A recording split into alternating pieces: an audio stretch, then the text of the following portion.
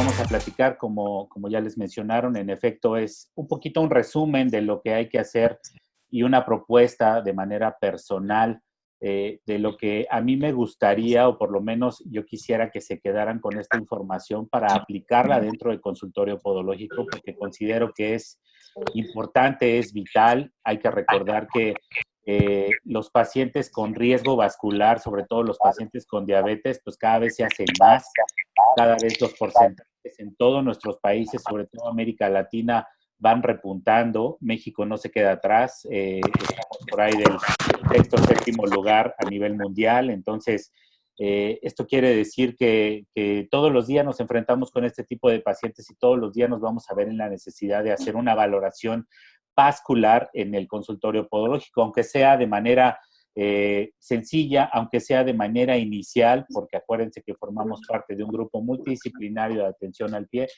pero bueno, tenemos de tener las bases y debemos de saber qué hacer en estos casos para poder atender al paciente de una manera completa, ¿no? Entonces, si me permiten, voy a comenzar con un caso clínico que a mí, yo recibí hace ya un poquito de tiempo. Eh, Comienzo así con un paciente masculino de 74 años de edad, fumador desde los 30 años, es decir, fumador crónico, con hipertensión controlada y diabetes mellitus tipo 2 en descontrol, ¿no? Y se presentó con un podólogo precisamente, con un cuadro de onicocriptosis crónica y recurrente bilateral en primer dedo del pie derecho, ¿no? Entonces, este paciente va con un podólogo, le hacen una matricectomía bilateral y el paciente se da cuenta que después de una semana su dedo empieza a tener cambios específicos, empieza a tener secreción purulenta, es decir, un proceso infeccioso, y empieza a tener un poco más de dolor, más molestias de las que tenía previamente, ¿no? Lo cual, hasta cierto punto, pues podría ser un buen dato porque quiere decir que el paciente pues no estaba teniendo o no estaba cursando ya con neuropatía diabética en un grado importante, ¿no? Pues todavía tenía esa parte de la parte sensitiva conservada. Sin embargo, y lo que es más interesante es que el podólogo tratante le dijo que el proceso infeccioso era un proceso normal y necesario para el éxito de la técnica, ¿no? Lo cual, pues, habla un poquito de la falta de preparación ahí específica del podólogo, ¿no? Y entonces, fíjense que este paciente se presenta con un caso así, ¿no? Entonces, yo quisiera que vieran un poquito esta imagen y me dijeran qué salió mal, ¿no? Yo sé que en este momento no me van a contestar, pero por lo menos aquí lo primero que nos tiene que saltar a la vista y lo que es más evidente es la necrosis del tejido en los canales laterales de la uña. Y por supuesto, lo que me debe llamar mucho más la atención es la coloración, ¿no? La coloración del dedo, que eso tiene que decir algo. Ese es un dato que se tiene que traducir en un proceso vascular que previamente el paciente ya tenía y que, bueno, al no haber una valoración previa en estos casos, pues los pacientes se nos complican y a veces se nos salen de las manos, ¿no? Es más, si ven ese pulgar que se ve ahí en la imagen del lado izquierdo y arriba, pues es mío. Entonces, si hacemos más o menos una comparativa de la coloración entre mi dedo y el del paciente, pues sí hay una diferencia, ¿no? Entonces, vamos por ahí. ¿Y por qué es importante hacer esta valoración vascular en el paciente de riesgo? Ya no me estoy enfocando en la diabetes como tal, pero bueno, definitivamente no la podemos dejar a un lado porque es la que más casos nos da en este sentido. Entonces, quiere decir que esto es importante porque cualquier procedimiento que se haga dentro de un consultorio podológico tiene que requerir una valoración previa en todos los sentidos y sobre todo una valoración vascular en casos específicos. De manera que la valoración inicial del paciente me aporta una información muy valiosa para tener todo un proceso diagnóstico de manera correcta. Cuando nosotros hablamos entonces de podología integral, digo ahorita que nos están viendo de otros países, acá en México existe mucho la costumbre de ponerle a los consultorios o denominar a los consultorios podológicos con esta palabra de integral, ¿no? Desafortunadamente, creo que no mucha gente tiene en claro lo que es atender a un paciente de manera integral. Y esto significaría que entonces yo voy a hacer la parte específica que me corresponde como podología, pero formando parte de todo un rompecabezas alrededor del paciente para formar este grupo multidisciplinario de atención al paciente. Entonces, ahorita más adelante platicaremos un poquito más al respecto de eso. Perdón. La valoración entonces que necesitamos de todos estos pacientes requiere, antes que otra cosa, el tener una historia clínica completa. Y si me permiten hacer un poquito más de énfasis en esta situación, porque no todo mundo sabe hacer una historia clínica de manera adecuada, no todo mundo tiene la costumbre de hacerla, porque además es necesario. En nuestro país, en México, está regulado a través de la Secretaría de Salud y hay unas normas oficiales mexicanas específicas de expediente clínico que tienen apartados muy grandes acerca de la necesidad de que todo aquel trabajador de la salud, como es podología, tiene que hacer una historia clínica completa de todos nuestros pacientes y una historia clínica enfocada, por supuesto, a los padecimientos que nosotros hacemos. No se vale en estos casos ahí de repente comprar historias clínicas que ya nos venden y que nada más las ponen bonitas, pero que no contienen lo que la reglamentación en nuestro país pues dispone, ¿no? Entonces, una vez que hacemos una historia clínica completa y tenemos un panorama un poquito más claro de cuál es el estado general de salud de nuestro paciente, necesitamos pasar a la exploración física. Y esa exploración física debe de tener también un énfasis con el área o en el área a tratar, por supuesto. Si fuera necesario, y bueno, para esto también se requiere un conocimiento un poquito más amplio, porque muchas veces necesitamos hacer exámenes de laboratorio para complementar nuestro diagnóstico. Ojo también aquí con estas situaciones porque las pruebas que nosotros a las que podemos recurrir, como son los exámenes de laboratorio, los estudios de gabinete, es decir, una radiografía o algo más específico, como también hablaremos más adelante del caso, pues hay que saber interpretarlos también, ¿no? Y hay que saber por qué los pedimos. Definitivamente, en cuanto hablamos de valoraciones vasculares, si nosotros no tenemos esa capacidad o no tenemos esos conocimientos bien en claro, bueno, pues podremos pedirle una interconsulta a alguien que se encargue de hacer esto, ¿no? Nos apoyamos en varias ramas médicas, pero sí es bien importante saber cómo está el estado general de la sangre de nuestro paciente, cómo está toda la química sanguínea que rodea estos elementos de la sangre y sobre todo también cómo está su coagulación para ciertos padecimientos. Y bueno, después vendrán algunas otras valoraciones que se valen en los casos más complicados para ver cómo están las estructuras internas de nuestro pie, ¿no? Entonces podemos hacernos o nos podemos apoyar de los estudios de gabinete. Ahora, la exploración vascular y también la parte neurológica en los casos de pie de riesgo es obligada. No podemos dejar ir a ningún paciente, sea de riesgo o no, si no hacerle una exploración física, vascular y neurológica, porque acuérdense que muchas veces tenemos una gran cantidad de pacientes con diabetes que no lo saben, que no están enterados que tienen esta enfermedad. Se dice estadísticamente que pues, la diabetes se puede presentar hasta 7 años antes del diagnóstico sin que el paciente se haya dado cuenta que está padeciendo este problema. Entonces, muchas veces esta valoración vascular y neurológica pudiera darnos datos secundarios o datos indirectos de que el paciente puede estar padeciendo una enfermedad que lo tiene con un pie de riesgo, ¿no?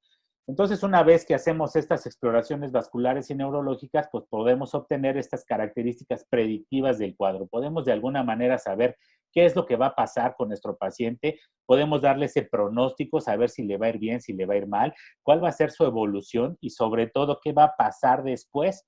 Y podemos asegurar que el paciente va a tener una evolución favorable o definitivamente, como en algunos casos no sucede, pues ya no tenemos remedio, ya llegan muy mal, llegan muy complicados y desafortunadamente pues solo la única opción que tenemos pues es amputarlos, ¿no?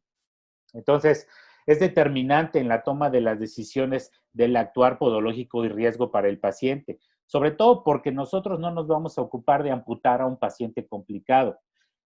No sé si estén de acuerdo conmigo, pero yo sí le digo mucho esto a nuestros alumnos, ¿no? El podólogo y la labor que se hace en podología tiene una orientación eminentemente preventiva. El punto aquí, y si yo hago bien mi trabajo desde el punto de vista podológico, es no dejar que los pacientes se compliquen, ser ese eslabón que de repente hace falta en toda esta comunidad médica para hacer detecciones tempranas y evitar que los pacientes hagan complicaciones que los lleven a las pérdidas de los miembros inferiores. Entonces, fíjense que este esquema lo tomé de una literatura internacional en donde se maneja un algoritmo de manejo integral del pie diabético. Desafortunadamente, esto es un algoritmo que todavía para mi país, para México, no aplica adecuadamente, porque si ustedes se dan cuenta, dice hasta arriba, ¿no? Dice servicio de pie diabético, es decir, se tiene que asignar en primer lugar una área de atención específica para los pacientes con pie diabético. Y justo en el centro de la atención está el podiatra, ¿no? Podiatra, como se le conoce en algunos otros países, o podólogo, que sería el símil en nuestros países de Latinoamérica. Entonces, fíjense que el podiatra es o debería de ser esa pieza clave encargada de tener la admisión hospitalaria de un hospital de referencia de este paciente con riesgo y se convierte entonces en el médico o en el auxiliar de la salud de primer contacto. Es muy importante porque quiere decir que el podólogo o el podiatra, en el caso de donde aplique, es quien primero recibe al paciente, quien primero hace una valoración, estadifica en qué posición o en qué clasificación se encuentra ese paciente y es entonces cuando se encarga de alrededor del paciente, como lo dice ahí en la gráfica del medio, consultar a todos los demás, tanto a la derecha como a la izquierda de la gráfica. Dice, tenemos a todas las especialidades médicas que tienen que ver con un paciente de riesgo o con un paciente que tiene diabetes. Pero importantemente, quien dio la pauta para la atención específica del paciente, tendría que ser, en Latinoamérica y como ya sucede en otros países, tendría que ser el podólogo, ¿no? Entonces, después pues, nos ocupamos de los servicios auxiliares que sí nos ayudan mucho, nutrición, ortesis, los terapistas físicos, enfermería, por supuesto que es clave en estas situaciones, pero sin embargo, esta situación debería de funcionar así. Entonces, este es el modelo al que nosotros queríamos llegar y a donde tenemos que prepararnos y buscarlo para que así suceda en donde sea que nosotros trabajamos, ¿no?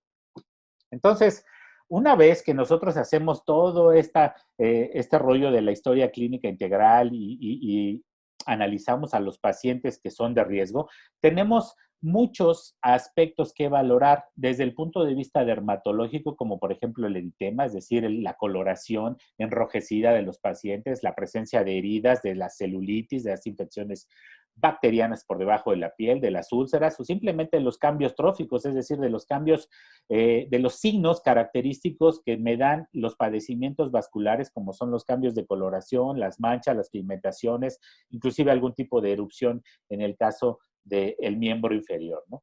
Para la parte musculoesquelética, pues tenemos que valorar la inflamación, la presencia de deformidades, los rangos de movilidad articular, las zonas excesivas o cargas de presión, que eso lo tenemos que ver desde el punto de vista biomecánico y valorarlo y atenderlo, ¿no?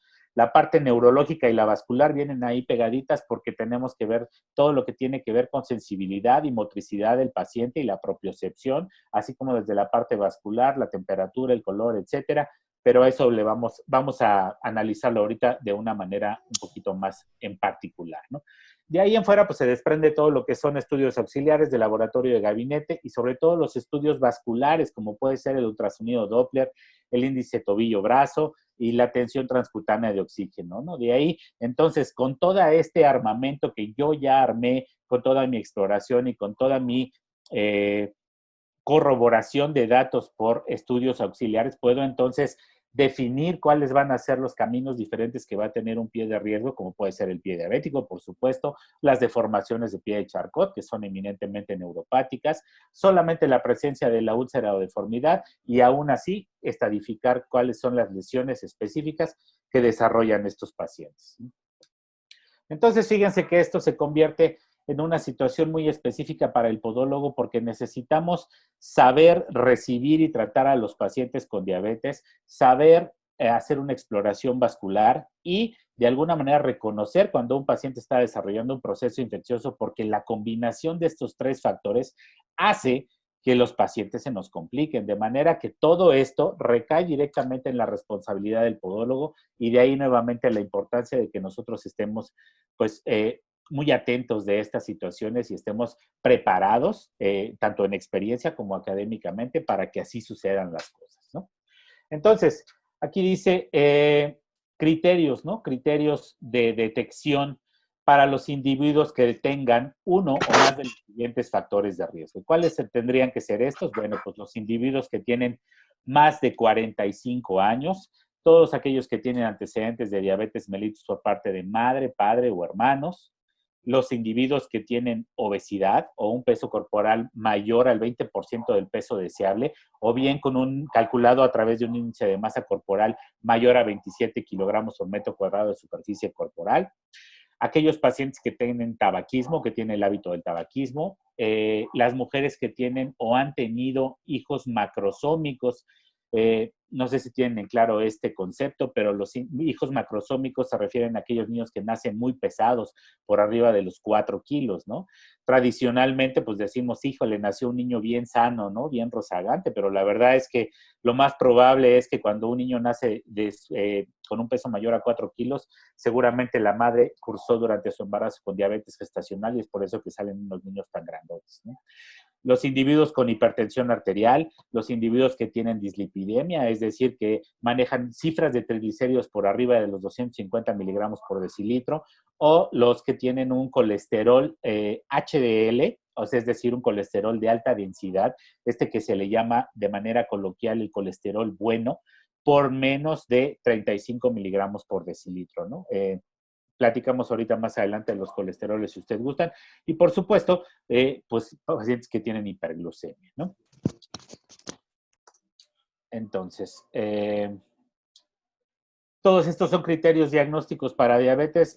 No me voy a enfocar demasiado porque creo que le vamos a dar más peso a la parte de exploración, pero sí sabemos de alguna manera que necesitamos cumplir, o el paciente tiene que cumplir con esos criterios diagnósticos para considerarlo como un paciente con diabetes mellitus. Es decir, debemos de tener por lo menos una glucosa plasmática en ayuno menor de 110 miligramos para no considerarlo como un paciente con diabetes. Acuérdense que estas cifras de 110 miligramos ya está estandarizado a nivel mundial, que estas son las cifras que se tienen que manejar en un paciente que no tiene diabetes. Entonces, cualquiera que esté por arriba de, debería de considerarse como un paciente con diabetes hasta no demostrar lo contrario. Y, por supuesto, empezar ya a tener o a tomar cartas en el asunto desde el punto de vista de tratamientos para que no suceda así, ¿no? A aquellos pacientes que tienen alteración de la glucemia en ayuno por medio de una curva de tolerancia a la glucosa, que puede ser mayor bueno, sus cifras deben de ser mayores a 110 o menores a 126 miligramos por decilitro. Les decía a los que tienen intolerancia a la glucosa, después de una toma de glucosa que se hace en laboratorio y se les toma una cifra a las 2 horas y esa cifra debe de estar menor a 200 miligramos sobre decilitro si no se considera también un paciente con diabetes. O cualquiera a la hora que se haga una toma en ayuno y que tenga una cifra igual o mayor a 126 miligramos, ¿no? Entonces, todos estos datos me apoyan el diagnóstico de diabetes y por supuesto que debemos de apoyarnos de una hemoglobina glucosilada porque todas las pruebas, perdón, que les acabo de mencionar, pues son solamente, a mí me gusta decirles, son fotografías solamente de ese momento que sucede, pero la hemoglobina glucosilada me puede hacer un diagnóstico mucho mayor, un diagnóstico más certero porque me registra la acumulación de glucosa en los últimos 3 a 4 meses en sangre de mi paciente, ¿no? Entonces, la mitad de todos estos casos hay que recordar que son asintomáticos y se detectan en un análisis de glucosa en sangre, ocasionalmente en orina, sin embargo, la sangre es lo más adecuado. Algunos pacientes tienen ciertos síntomas clásicos, no todos lo hacen, más o menos un 30% de ellos tienen la sintomatología clásica de diabetes, como puede ser las 3 P's características que se mencionan en la literatura, que es polidipsia, poliuria y polifagia, es decir, tener mucha sed, polidipsia, poliuria, tener mucha hambre, perdón, orinar frecuentemente y polifagia es tener mucha hambre. Hay pacientes que tienen cierta nicturia, es decir, que se tienen que levantar por las noches al baño a orinar y esto habla de que están manejando mal la glucosa y nuestro organismo está tratando de sacarla a través de ese medio por vía renal. Y lo que sí es muy común son los síntomas característicos como de cansancio y fatiga. De manera que, pues si vemos cualquier otra enfermedad, la que ustedes me digan, pues también me da estos síntomas. Entonces, por eso es que los primeros síntomas o los síntomas más básicos que tiene la diabetes, pues pasan muchas veces desapercibidos, precisamente porque el cansancio y la fatiga se puede asociar a cualquier otra situación, inclusive pues al trabajo, ¿no? Al estrés, no sé, hasta la misma situación que estamos viviendo en este momento de encierro, pues nos provoca lo mismo, ¿no? Lo que sí es que cuando vemos a pacientes en el consultorio podológico que tienen infecciones en la piel, que sabemos que tenemos muchos de ellos y que estas infecciones no ceden de manera fácil o que persiste y nos cuesta un poquito más de trabajo, pues entonces en lo primero que tenemos que pensar es que este paciente probablemente puede ser un paciente con diabetes mellitus, por supuesto que apoyado con toda la información que ya recabamos anteriormente, ¿no? Aquellos pacientes también que han perdido peso en aquellos casos de larga evolución, y eso me va a llevar a desarrollar complicaciones a largo plazo, como son la retinopatía, por supuesto la afectación de los ojos, la predisposición a desarrollar cataratas, la enfermedad cardíaca, la enfermedad vascular y pues la enfermedad de los riñones, ¿no? La neuropatía.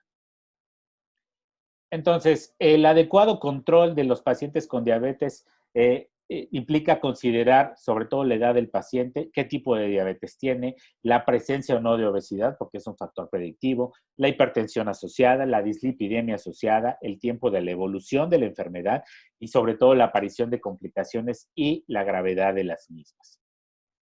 Entonces, aquí hay toda una lista grandota que yo sé que están grabando esta conversación, entonces yo creo que pues después con un poquito más de calma pueden revisar estos valores.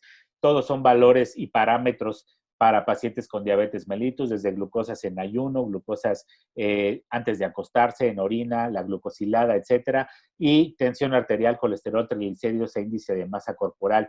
Todo esto que ustedes están viendo en pantalla forma algo que se llama un síndrome metabólico. Y el síndrome metabólico conjuga todas estas afectaciones, incluyendo también la acantosis nigricans, es decir, esta pigmentación que tienen algunas personas, sobre todo en los pliegues, en el cuello, detrás del cuello, en las axilas, en las ingles, etcétera, esta pigmentación más oscura de la piel, que es un factor característico del síndrome metabólico, ¿no? Entonces, por eso es que es importante hacer una buena historia clínica y observar a nuestros pacientes, pues no nada más en los pies, ¿no? Sino en general, todo su cuerpo para saber a qué nos estamos enfrentando.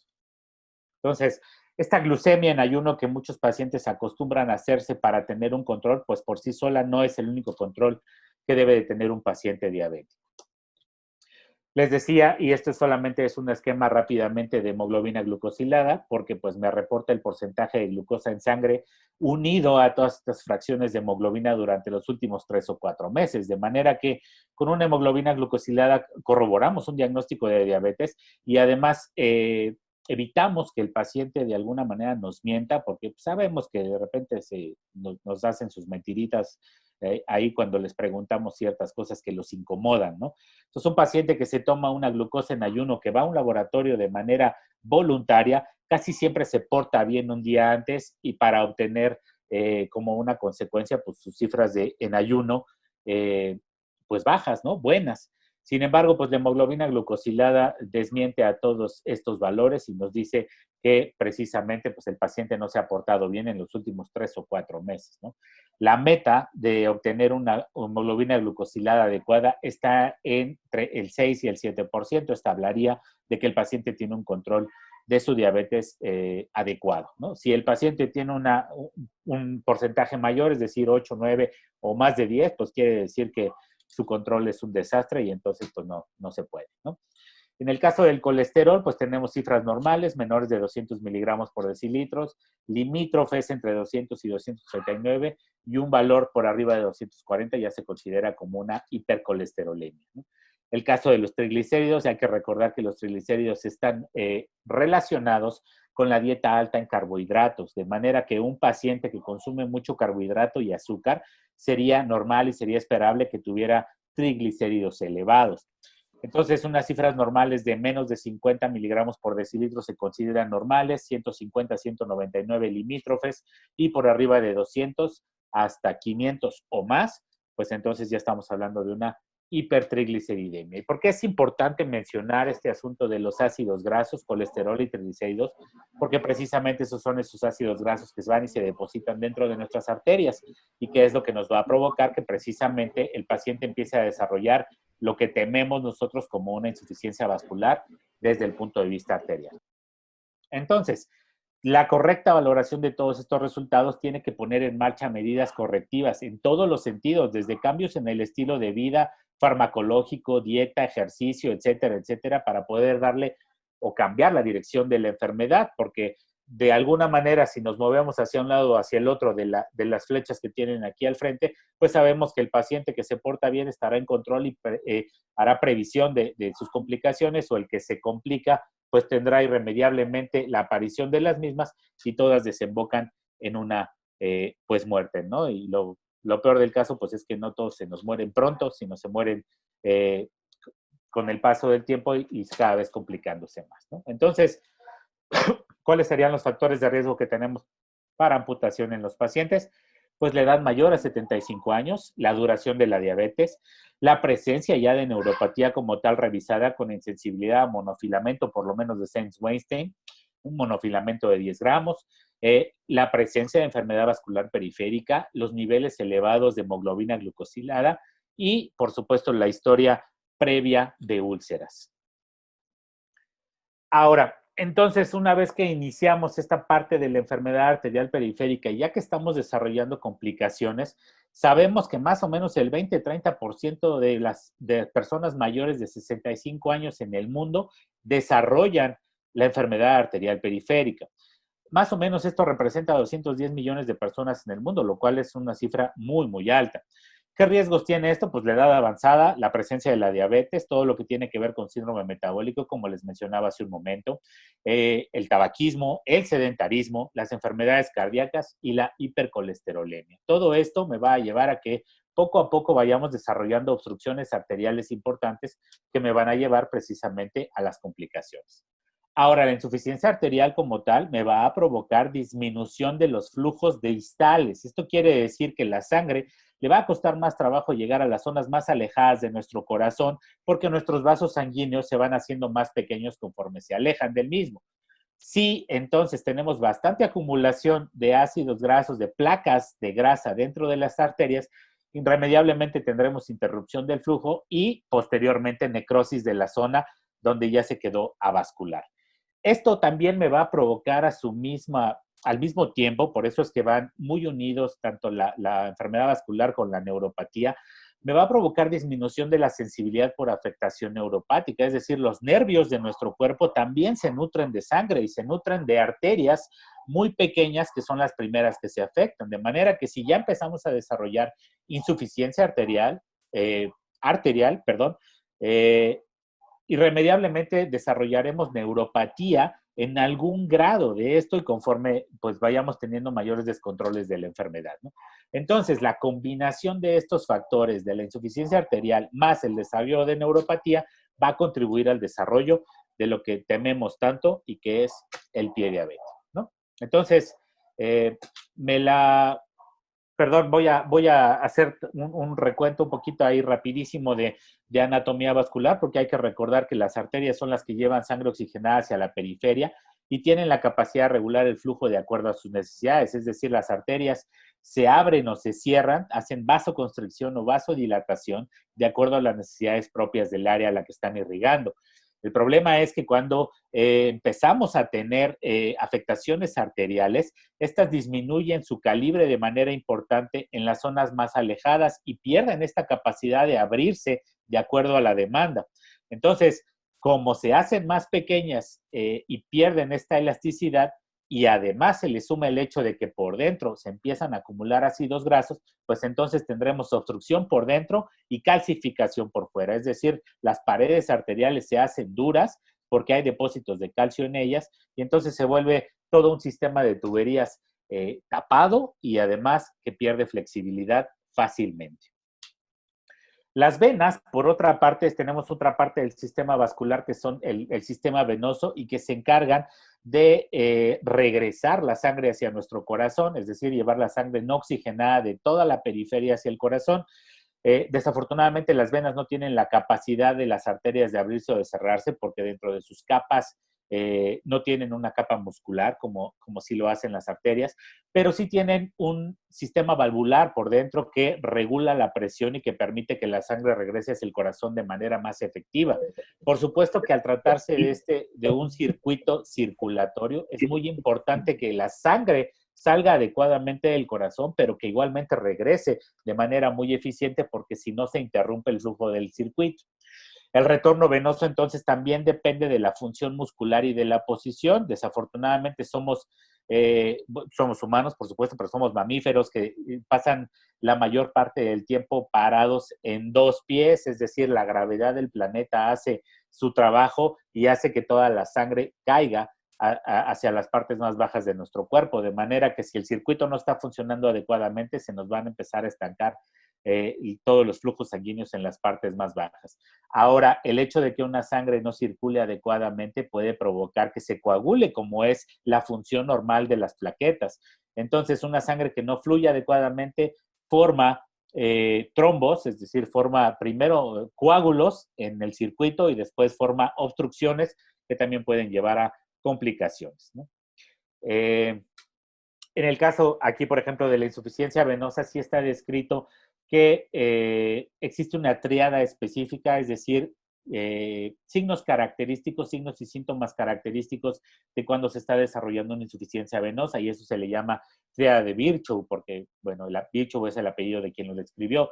Esto se refiere a que se deben de cumplir con tres aspectos específicos, que es la lesión vascular venosa, es decir, que las venas ya no estén adecuadamente en su estructura funcionando, sobre todo este sistema valvular que les comentaba hace un momento, y eso va a provocar estasis. Esto viene de la palabra estática, quiere decir que la sangre se empieza a quedar en estas zonas y no empiece a circular adecuadamente. Y eso me va a provocar entonces un estado de hipercoagulabilidad de nuestros pacientes que me va a llevar precisamente a desarrollar la enfermedad venosa, ¿no? En la imagen que tienen allá a la derecha tenemos del lado izquierdo pues una vena normal con su flujo y con su sistema valvular, es decir, estas dos valvas que tienen, que me forman un sistema valvular, perdón, y que permiten el paso de sangre, pero no permiten el regreso de la misma. Desafortunadamente, cuando empezamos a tener ya deformaciones de este sistema vascular venoso, pues las válvulas se vuelven incompetentes y permiten un reflujo de la sangre y es esto que nos empieza a mantener los flujos en la parte más baja, ¿no? ¿Cuáles son los riesgos de la insuficiencia venosa? Si se dan cuenta, son un poquito similares a los de la insuficiencia arterial, como es el tabaquismo, por supuesto, pero aquí sí juega un papel muy importante la herencia, es decir, que si no les han dejado pues ahí sus padres o sus abuelos alguna propiedad, dinero, etcétera, pues a lo mejor sí les pueden dejar una herencia como es la insuficiencia venosa, ¿no? Y esto se puede todavía hacer más difícil en el caso del sedentarismo, el caso de la falta de ejercicio, por supuesto con el sobrepeso, con la obesidad, quienes tienen enfermedad cardíaca, ya no sucede tanto, pero el uso de anticonceptivos orales en el caso de las mujeres también podría provocar esta situación. Curiosamente, la enfermedad inflamatoria intestinal cuando se vuelve crónica, es decir, quienes tienen colitis o quienes tienen alguna otra enfermedad de mala absorción intestinal, provoca un estado de hipercoagulabilidad que se puede reflejar también en la insuficiencia venosa. El embarazo, y sobre todo cuando ha habido embarazos múltiples, y las largas estadías de pie o sentado, que pues no sé si ustedes se identifican, pero como podólogos pues trabajamos sentados todo el tiempo, ¿no? Entonces, pues hay que empezar a pensar en ciertas medidas de higiene venosa para nosotros mismos y luego por eso poder transmitirla a nuestros pacientes, ¿no? Entonces, yo me permití hacer un resumen acerca de el síndrome vascular y de cómo podemos hacer una diferencia de la presencia ya sea de enfermedad arterial o enfermedad venosa en consultorio podológico y con esto a su vez tratar de hacer una especie de protocolo muy sencillo, muy fácil, de valoración vascular en el consultorio podológico para que pues, se lo queden, ojalá y les sirva, por supuesto, esta es una opinión personal, esta es una valoración personal, pero yo considero que los aspectos más importantes que se tienen que revisar son los que están en la columna de la izquierda y que son la coloración, la temperatura, los pulsos, el llenado capilar, el edema, la presencia o no, por supuesto, la presencia de dolor y los sitios de lesiones. Si se dan cuenta, tenemos dos columnas, la parte arterial y la parte venosa, en donde vienen algunos aspectos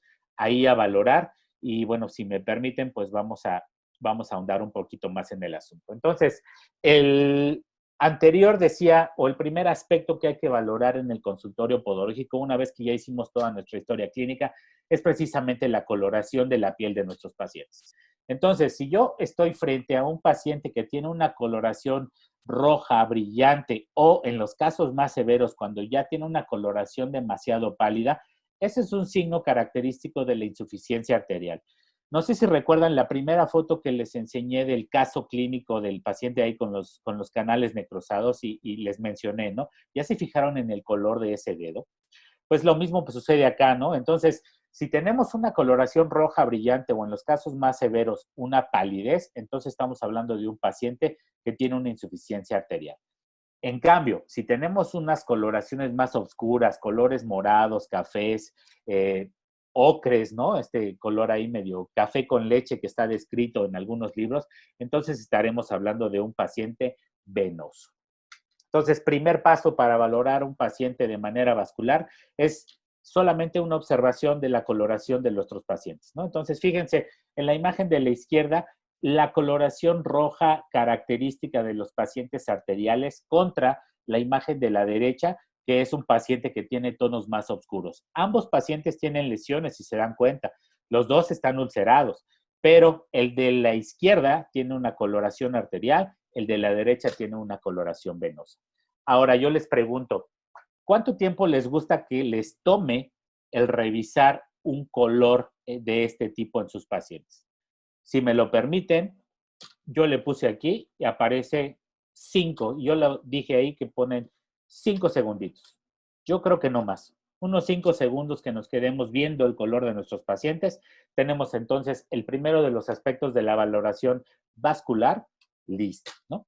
Segundo aspecto, la temperatura. Dice aquí que la temperatura baja o fría es más propia de los pacientes arteriales y las temperaturas aumentadas o hasta normales es más propia de los pacientes venosos. Entonces, ¿qué tenemos que hacer con los pacientes? Pues tenemos que tocarlos, ¿no? Tradicionalmente se puede hacer pues con las manos, nada más que a veces no confiamos mucho en nuestras manos porque pueden tener temperaturas diferentes, entonces podemos ahí un poquito errar el diagnóstico, pero si tocamos con nuestras manos o de preferencia tocar con el dorso de nuestras manos a los pacientes y siempre hacerlo de manera bilateral y comparativa, nos da muchos datos, ¿no? Sucede que en algunos casos pues podemos tener un pie más frío que el otro, un pie más calientito que el otro, depende de algunos factores, inclusive ambientales, de la ropa que traía el paciente, etcétera. Por eso que también es importante no hacer una exploración vascular enseguida de que el paciente se descalza, porque vamos a tener ahí diferencias diagnósticas. Sin embargo, el explorar comparativamente la temperatura nos da muchos datos. Ahora que estamos en esta situación de la pandemia, creo que todo el mundo se ha dado cuenta que se han puesto muy de moda pues todos estos termómetros digitales infrarrojos, ¿no?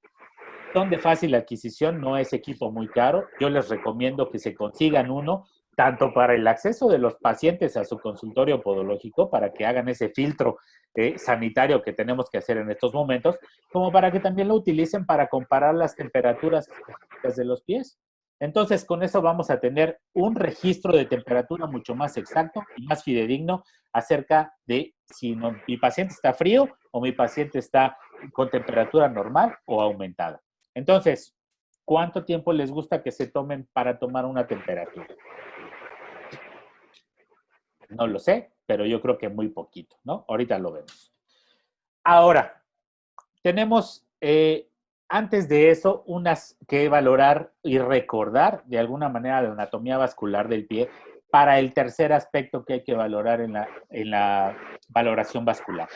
Primera, tenemos aquí una imagen, me permití ponerles una imagen de los trazos o de los trayectos vasculares arteriales del dorso del pie.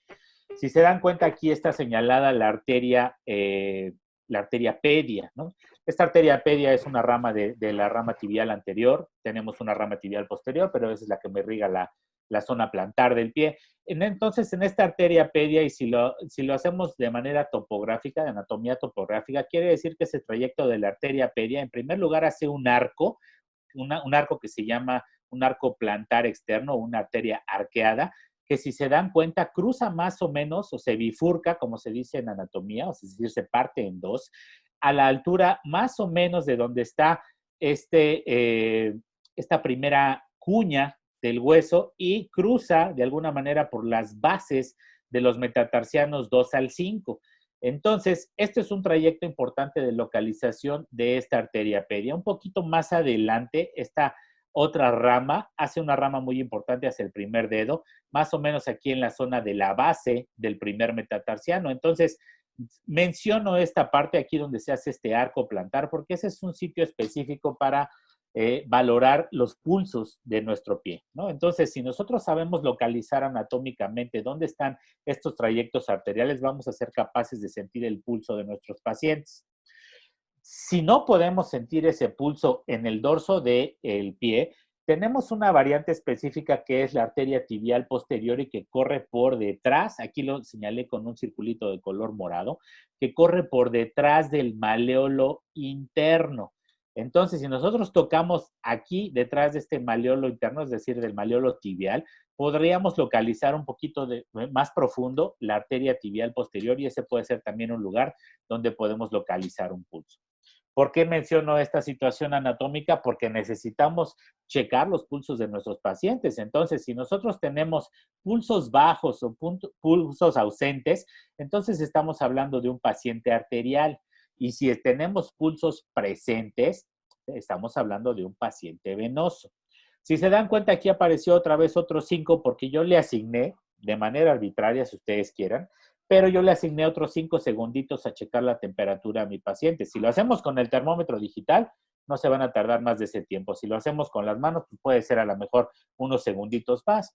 Pero si se dan cuenta, llevo 5 segundos en coloración y 5 segundos en temperatura, pues entonces llevo 10 segundos de exploración vascular.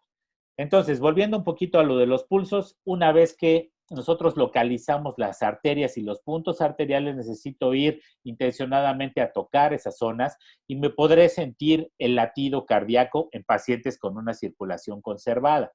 Entonces, necesito también revisarlo de manera bilateral y comparativa porque aquí sí me tengo que quedar un poquito más de tiempo. No lo voy a hacer con la intención de medir una frecuencia cardíaca, para eso se toman signos vitales en otro apartado de mi historia clínica. Aquí simplemente lo que necesito es sentir el corazón, sentir el pulso de nuestros pacientes para verificar que estamos teniendo una buena llegada de sangre a la zona.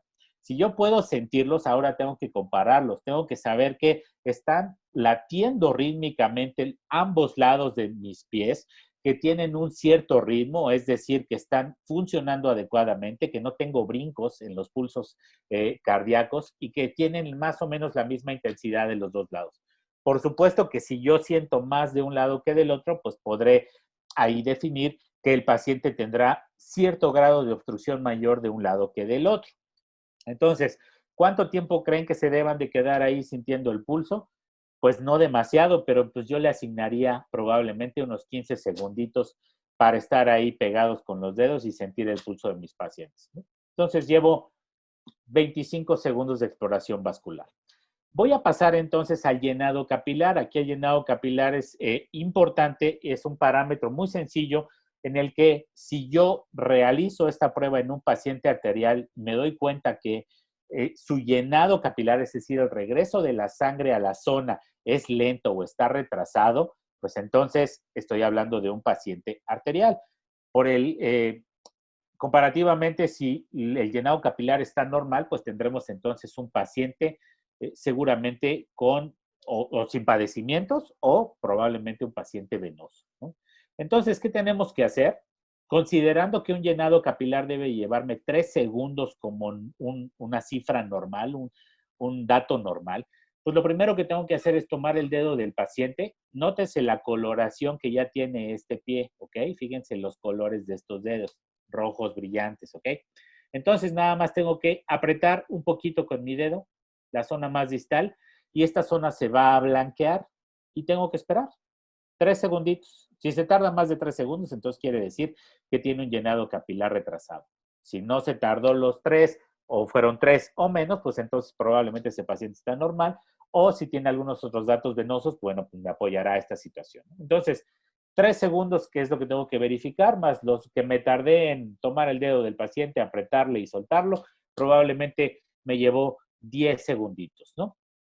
Ahora, el edema es importante desde el punto de vista vascular. Hay que recordar que el edema es una acumulación de líquido fuera del espacio intravascular, es decir, se nos está saliendo el líquido de dentro de los vasos sanguíneos y se está depositando entre los espacios, entre los tejidos que están fuera de todo el espacio vascular. Entonces, el edema es propio de la insuficiencia venosa, no de la insuficiencia arterial, de manera que yo esperaría que un paciente arterial no tuviera presencia de edema, pero sí los pacientes venosos, o por lo menos quienes tienen esta cierta predisposición a ya tener un problema vascular venoso, ¿no? Entonces, fíjense que esto es importante porque la única manera que tenemos para revertir el proceso de edema es fácil: elevar los pies de nuestros pacientes. Y esto es algo que yo creo que recomendamos de manera muy común. Eleven sus piernas, ponga sus pies en alto para que se deshinchen, ¿no? Porque este es el término que se utiliza, por lo menos aquí en México, de manera muy frecuente, ¿no? Parece ser que edema es igual a hincharse, más no tiene por qué ser igual a inflamación. O sea, la hinchazón y la inflamación son dos cosas completamente diferentes. Entonces, si tenemos presencia de edema o un paciente está hinchado, sobre todo en las partes bajas de sus miembros inferiores, sí necesitamos elevarlos, pero ojo, debemos de tener muy presente quiénes sí y quiénes no están desarrollando edema, porque si yo a un paciente arterial le elevo las piernas, le voy a limitar el flujo hacia las partes más distales. Entonces, si le llego a recomendar la elevación a un paciente arterial, pues quiere decir que entonces no realicé una valoración vascular adecuada. ¿Cómo hago entonces para revisar si el paciente está edematizado o no? Pues tengo que utilizar un signo que se llama de Godet o de la fobia, cualquiera de los dos nombres es correcto. Y es muy sencillo.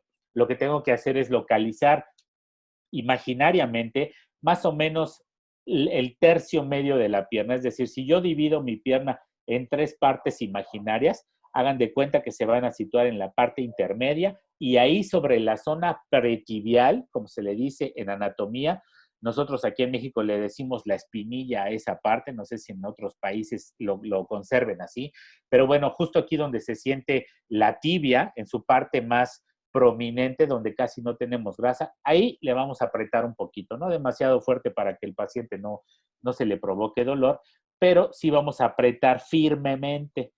Y el resultado, no sé si alcanzan a ver en esta foto de abajo a la derecha, pero se quedaron marcados mis 3 dedos que yo apreté previamente. Entonces, el signo de Godet consiste en que si yo presiono y se hunden mis dedos y el tejido se queda así, quiere decir que lo que estoy haciendo es desplazar el agua que está libre ahí en los espacios vasculares y entonces tengo un signo de Godet positivo, es decir, el paciente está desarrollando edema. Eso tendría que ser entonces propio de ciertos grados, aunque sean muy incipientes, pero ciertos grados de insuficiencia venosa. ¿Cuánto me voy a tardar en revisar el edema? Pues yo creo que unos 10 segunditos, ¿no? Entonces ahora ya solamente me quedarían 2 aspectos por valorar, que sería la presencia de dolor, que puede o no estar presente. Esto no es un signo muy constante porque sí he tenido está escrito en la literatura, pero también he tenido la experiencia propia de que pacientes que tienen lesiones y que son arteriales o que son venosos, pues algunos desarrollan dolor, otros no tanto. De manera que no es un signo característico, pero de alguna manera pues, sí podemos decir que en los dos casos, en los pacientes tanto arteriales como venosos, sí desarrollan dolor. pero los pacientes arteriales desarrollan dolor mucho más intenso, sobre todo cuando tienen una insuficiencia arterial bastante avanzada. Inclusive, una de las referencias que más recibimos de los pacientes arteriales es que, sobre todo cuando se acuestan a dormir, es decir, cuando se ponen en una posición más horizontal, el dolor aumenta, porque precisamente esta posición no favorece la llegada de sangre hacia las zonas más distales. Por eso les comentaba que si todavía a los pacientes arteriales les subimos las piernas, pues van a tener mucho más dolor.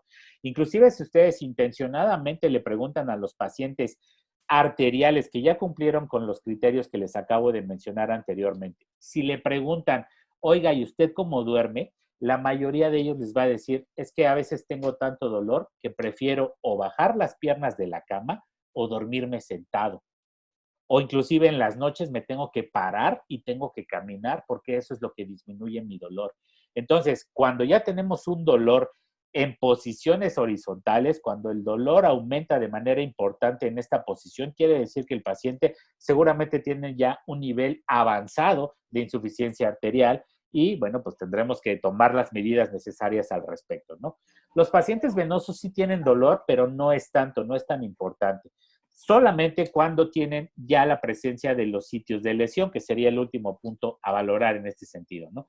Esto es bien importante porque la localización de las lesiones en los pacientes arteriales y venosos es diferente. Casi todos los pacientes arteriales hacen lesiones distales, es decir, casi siempre en el antepié, en los dedos, en las zonas de presión específicas de la planta más adelante. Los pacientes venosos no las hacen ahí, casi siempre las hacen en las partes bajas o en los tercios inferiores de las piernas, zonas de tobillo o maleolares. Entonces, con el simple hecho de yo ver la localización de una ulceración en un paciente de este estilo, con eso nada más podría intuir si se trata de un paciente arterial o un paciente venoso. Sin embargo, bueno, pues hay que hacer la valoración completa, ¿no? De manera que, pues si yo hago este interrogatorio de la presencia de dolor y me fijo en los sitios de lesión, pues probablemente me voy a llevar unos cuantos segundos más y si hacemos la suma, pues a mí me salió, no sé a ustedes, pero a mí me salió más o menos entre 1 minuto y 1 minuto 15 de valoración vascular. Entonces, ¿qué quiero decir con esto? Que yo creo que todos nos podemos tomar 1 minuto, 2 minutos o 3 minutos de nuestro tiempo con el paciente para hacer esta valoración vascular que yo considero que es sencilla. Si se dan cuenta, ni siquiera es demasiado instrumentada. Simplemente es la identificación de síntomas y signos característicos de cada uno de ellos. Y con este minutito, con estos 2 minutitos, ya podemos tener una idea bastante clara de si tenemos o estamos ante un paciente arterial o un paciente venoso.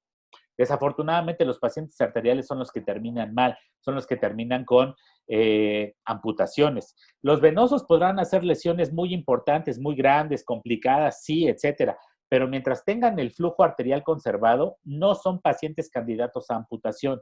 Todavía son pacientes que se pueden recuperar con mucho trabajo, con mucho esfuerzo, con mucho tiempo de dedicación, pero todavía se puede hacer. Entonces, yo considero, y esto pues sí, me gustaría que se lo quedaran y que lo revisaran. Por supuesto que no es una obligación, es simplemente una sugerencia mía.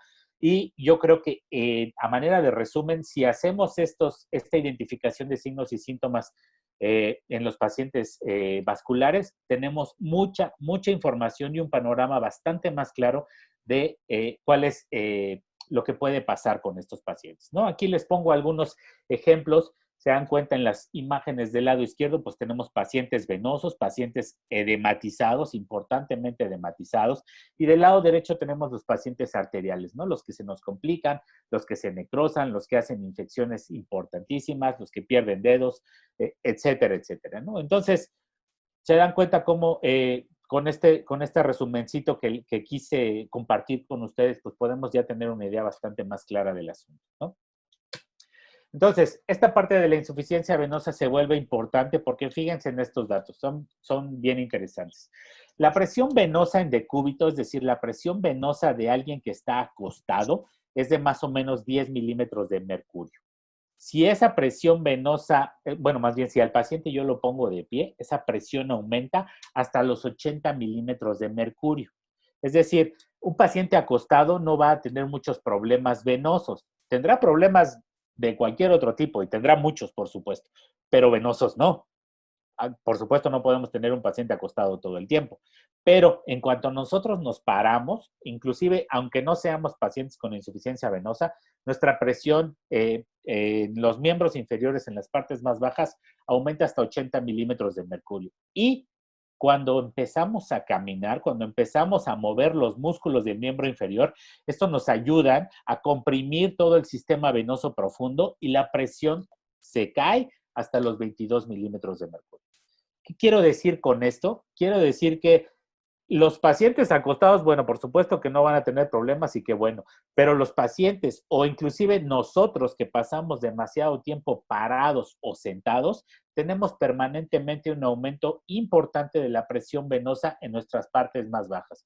Por eso es que es bien importante ejercitarse o por lo menos hacer una caminata, pararse, dar unos pasos, etcétera, porque ese descenso en la presión venosa nos va a llevar a no desarrollar precisamente las complicaciones de las que hemos estado hablando, ¿no? Entonces, nuevamente les digo, pues ya no estamos hablando aquí de pacientes, estamos hablando de nosotros mismos y de la importancia que tendría entonces empezar a hacer higiene venosa para nosotros para no desarrollar estos problemas, sobre todo si tenemos un factor herencia, ¿no? Sobre todo si son mujeres, sobre todo si han tenido múltiples embarazos, sobre todo si no hacemos ejercicio, si fumamos, si tenemos problemas de sobrepeso, obesidad, etcétera, pues todos estamos juntando todas estas características en específico para que en algún momento lo desarrollemos, ¿no?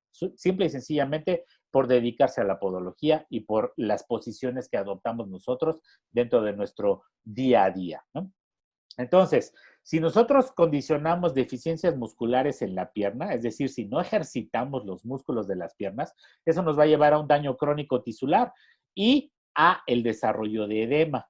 Si esto sucede y empezamos a acumular agua, hay cambios tróficos en la piel, hay cambios específicos, los cambios de coloración, todo lo que hemos estado comentando anteriormente, y eso me va a llevar irremediablemente a una ulceración de los tejidos.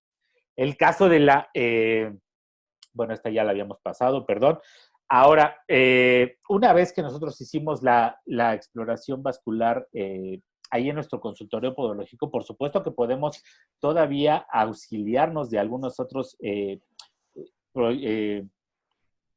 perdón, métodos diagnósticos, se me fue la palabra, perdón, métodos diagnósticos para todavía reforzar lo que ya vimos ahí en nuestra exploración, ¿no? Uno de ellos puede ser el índice tobillo-brazo, la oximetría de pulso, los pulsos y el llenado capilar, la ultrasonografía Doppler y la arteriografía, ¿no? Pero pues esos ya son estudios un poquito más avanzados. Ahora, ¿en qué consiste entonces el índice tobillo-brazo? Esta es una prueba que es una relación que existe entre la presión sistólica del tobillo y la presión sistólica del brazo. Y esto valora la presencia o no de insuficiencia arterial, el pronóstico de cicatrización y la cantidad de compresión que podemos utilizar en caso de que esto sea necesario, ¿no? Ahora, ¿de dónde tenemos que partir para hacer un índice tobillo-brazo? Para empezar, necesitaríamos tener ahí en consultorio podológico un baumanómetro aneroide, es decir, un baumanómetro manual. No se valen aquí los digitales porque se descalibran y no son precisos. Y necesitamos un estetoscopio.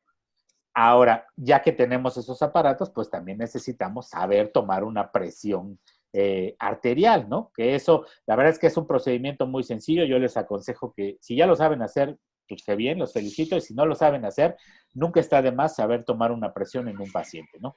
Y para esto también tenemos que entender que este índice tobillo-brazo tiene mucho que ver con la fisiología cardíaca, es decir, con los movimientos que hace el corazón. Recuerden que el latido cardíaco está dividido en una parte de compresión y otra parte de relajación, es decir, una parte sistólica y una parte diastólica. Entonces, cuando nosotros medimos una presión arterial, obtenemos dos valores.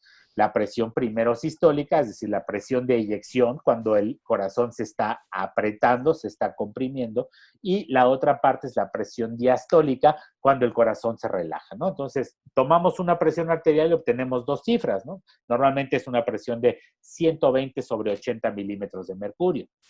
¿Por qué menciono esto? Porque para hacer un índice tobillo-brazo necesitamos hacer todo esto, pero solamente vamos a tomar la presión sistólica, es decir, el primer valor que nosotros obtenemos durante la toma de presión. ¿Y cómo se hace? Bueno, pues lo primero que tengo que hacer es tomar la presión arterial del brazo del paciente y con ello voy a obtener dos cifras, una tensión arterial del brazo de mi paciente, pero solamente voy a tomar en cuenta la sistólica, es decir, la primera cifra. Luego, entonces, voy a cambiar mi brazalete de lugar y voy a colocarlo en el tobillo.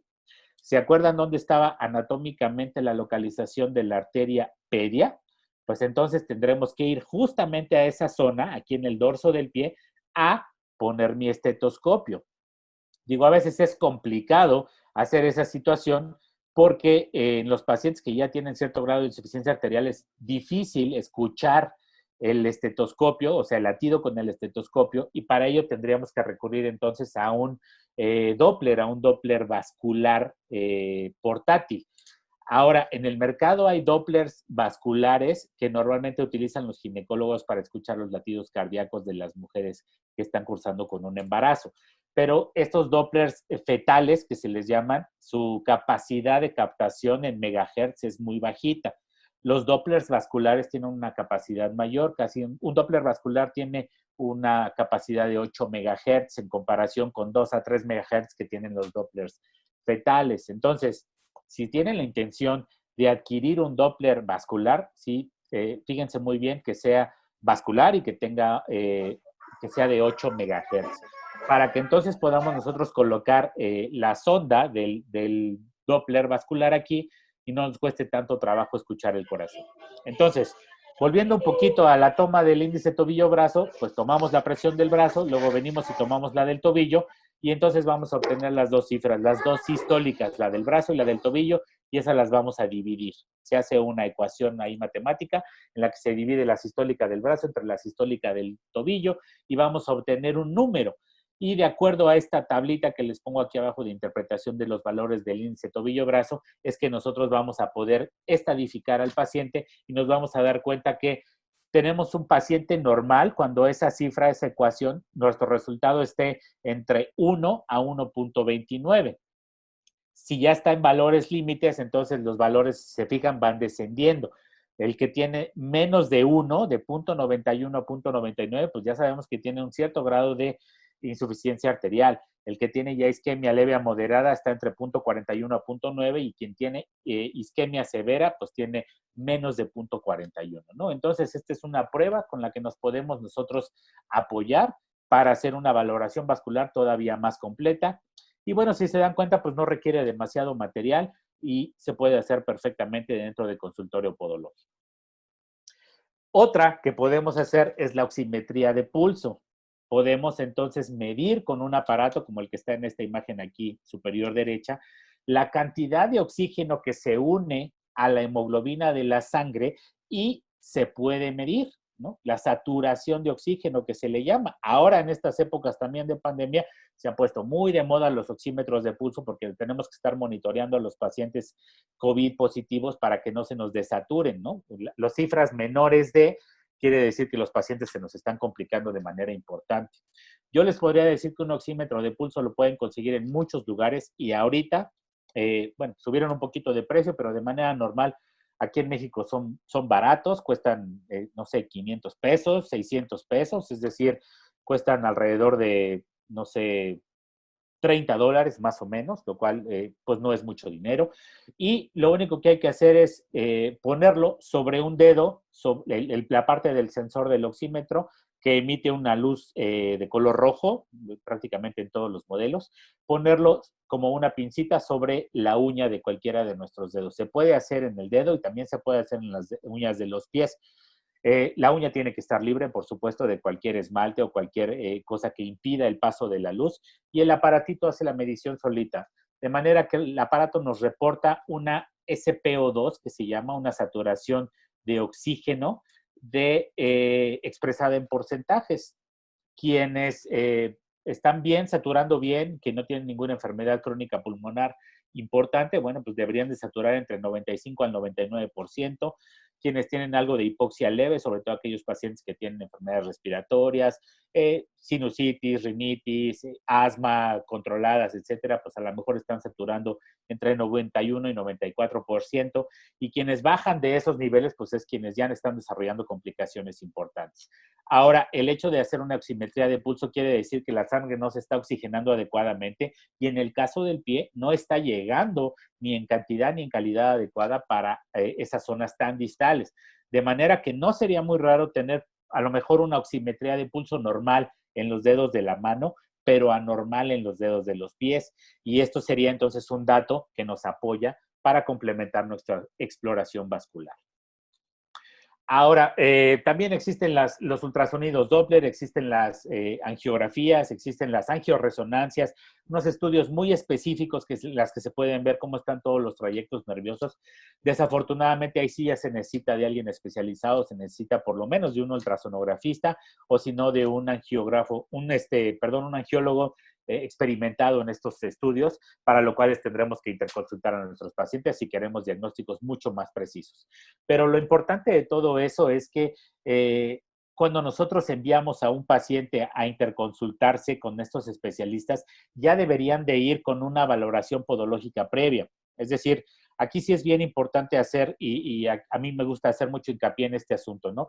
En podología se tiene pues como muy arraigado este término de derivar a los pacientes, ¿no?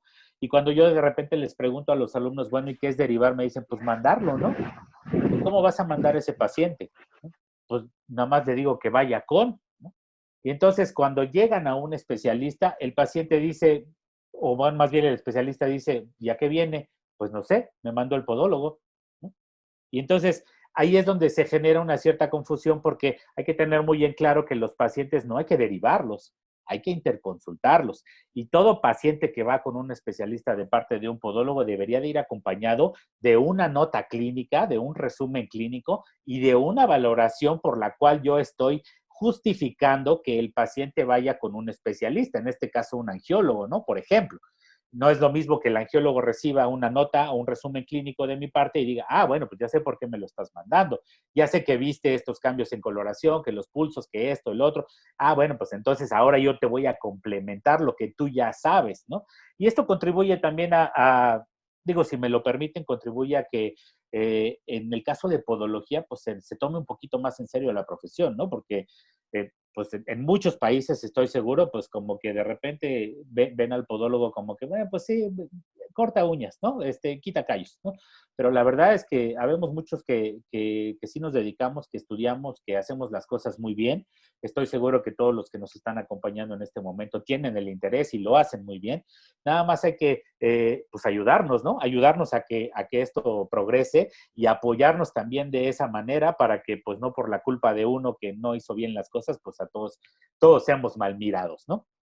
Entonces, regreso un poquito a la presentación y tenemos entonces también que revisar esta parte del diagnóstico neurológico porque va de la mano. Acuérdense que les mencioné que si estamos desarrollando insuficiencias vasculares es muy probable que también hagamos diagnósticos, insuficiencias neurológicas o problemas neurológicos, ¿no? Entonces, ¿qué tenemos que hacer? Pues hay que investigar parestesias, disestesias e hiperestesias, es decir, ¿qué es lo que está sintiendo el paciente? Las parestesias es cuando el paciente siente cosas raritas, ¿no? El paciente normalmente nos lo refiere como siento esta parte de hormigueo, comezón, piquetitos, un poquito de ardor, etcétera, etcétera, ¿no? Las disestesias se refiere a cuando el paciente tiene sensaciones que no corresponden a la normalidad, es decir, si el paciente le acerco algo frío y a lo mejor el paciente me dice, no, pues es que me estás quemando, ¿no? O sea, como que, no sé si me explico, pero no corresponde, ¿no? A calor debería de ser ardor y no sentir frío, etcétera, ¿no? Entonces, esta falta de comunicación nerviosa de nuestro sistema nervioso central con el periférico hace que se sientan cosas diferentes a lo que no corresponde. Y bueno, también las hiperestesias, cuando un paciente de repente siente demasiado, ¿no? Apenas lo tocamos, aquel paciente que no se le provoca realmente una sensación dolorosa, pero que llega al techo del consultorio y dice, bueno, pues ¿qué pasó? ¿No? Yo no hice nada, ¿no? Pues sí, pero pues es que dentro de mi desarrollo de neuropatía estoy teniendo sensaciones mucho más aumentadas que me hacen sentir esto, ¿no? Entonces, todos esos son detalles importantes que hay que revisar en el caso de los pacientes desde el punto de vista neurológico. Otra cosa es la debilidad muscular. Todo aquel paciente que le cuesta trabajo caminar, ya de entrada podemos suponer que está teniendo o un problema articular o también una parte de debilidad muscular, ¿no? Ahora, si exploramos al paciente y exploramos los movimientos normales contra resistencia, como a veces hacemos, es decir, a ver, flexione el pie y yo trato de extenderlo y viceversa, ¿no? Haga un poquito de fuerza, doble sus rodillas, etcétera, y nos damos cuenta que el paciente ya tiene limitaciones, pues entonces eso también puede hablar de una parte de la neuropatía que no solamente es la sensitiva, sino la parte motora, que es igual de importante. Recordando que tenemos 3 tipos de neuropatía en nuestros pacientes, una sensitiva, una motora y una autónoma. La motora tiene que ver con todos los músculos y luego la autónoma tiene que ver con las funciones que nosotros no controlamos y específicamente y más importante, las funciones de la sudoración en los pies. Un paciente que tiene los pies secos, que no sudan y que por ende reseca su piel y que a lo mejor hasta se hacen fisuras, pues estamos hablando que a lo mejor tiene un problema de neuropatía lo suficientemente avanzado y hay que tomar cartas en el asunto. Ahora, la hiperhidrosis, lo que le estaba comentando, la hiperhidrosis o la anhidrosis, ¿no? Ya sea un paciente que está sudando demasiado o que no está sudando nada. Ojo con esas situaciones porque están relacionadas con la parte neurológica. Y entonces, cuando todos estos datos empiezan a suceder así, pues se precede en años a la vasculopatía y a la neuropatía. Y esto a mí me parece muy importante y sí quiero hacer aquí algo de hincapié. Estos datos que estamos encontrando, aunque sean muy tempranos, tanto desde el punto de vista vascular como neurológico, preceden a las complicaciones a veces en años. Es decir, yo cuando detecto estos problemas todavía tengo tiempo suficiente como para hacer mi labor, por supuesto, como podólogo y tratar de convencer, y digo tratar porque sí es complicado, tratar de convencer a los pacientes que necesiten hacer cambios en su estilo de vida, en su control, en su dieta, en su actividad física, etcétera, para que entonces no los dejemos llegar a las complicaciones, ¿no?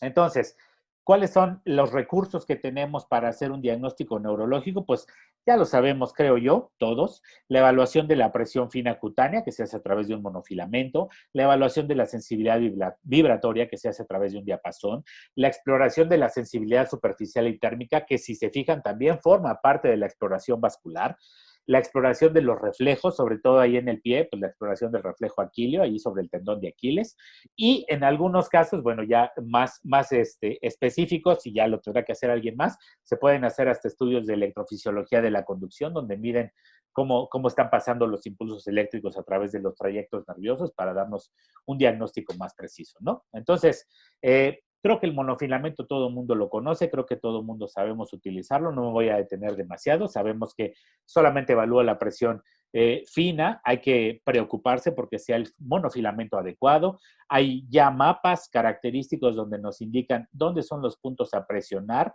Recuerden que los pacientes deben de estar con los ojos tapados, no tienen que ver lo que estamos haciendo para tener una lectura un poquito más fidedigna, pero pues a mayores puntos no detectados en la planta del pie y también en el dorso, pues me habla de un desarrollo de neuropatía en mayor o menor grado, ¿no?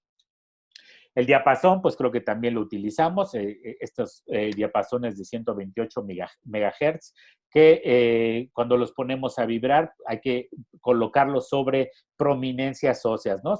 Normalmente se hace sobre primera cabeza metatarsiana, se puede poner sobre el dorso, en algunas zonas donde tengamos un hueso muy cerquita de la piel para que se transmita la vibración a través de todas las estructuras óseas y el paciente nos pueda retroalimentar acerca de si siente o no siente y hasta qué punto y también cuánto tiempo siente la vibración, ¿no? Entonces, una vez que tenemos un poquito de experiencia haciendo este tipo de exploraciones, nos damos cuenta que hay pacientes que sienten mucho tiempo y hay otros que dejaron de sentir la vibración con el mismo aparato en poco tiempo, ¿no? Desafortunadamente, la sensibilidad que tiene un diapasón, pues no está más allá del 80%, así que es complementario, no es definitivo lo que se puede hacer con esto. Y bueno, por último, el reflejo aquileo, ¿no? En el que tenemos que tener al paciente acostado o ya sea, si es posible, hincado sobre una silla con los pies al aire y vamos a necesitar un martillo de reflejos y vamos a percutir pues lo suficientemente fuerte como para desencadenar el reflejo, pero no tan salvaje como para que el paciente nos demande, ¿no? Entonces, sí necesitamos hacer ahí una percusión sobre el tendón de Aquiles y el resultado de esta percusión deberá de ser una extensión del pie. Aquí pueden haber dos panoramas, ¿no? Uno de ellos, pues que el paciente no responda a esta percusión, es decir, que no se provoque la extensión del pie, y eso habla entonces de un problema neurológico, o por el contrario, y todavía peor, que el paciente haga el movimiento contrario, ¿no? Que en lugar de extender el pie, lo flexione, y eso me provocaría que necesitamos pensar en un problema ya más central, es decir, más arriba en el cerebro, ¿no? Pero desafortunadamente también esto se vuelve inespecífico después de los 50, 60 años, porque pues los pacientes después de esas edades pues ya tienen una degeneración neuronal propia de la edad, ¿no? Por supuesto que no todo el mundo envejecemos al mismo ritmo o en la misma intensidad, pero bueno, pues después de estas edades pues ya no es tan confiable los reflejos aquiles, ¿no? Entonces, ya casi terminando, resumen, necesitaríamos entonces nosotros implementar dentro del gabinete podológico, dentro del consultorio, una parte de la exploración vascular y una parte de la exploración neurológica. Ya hablamos de ambas.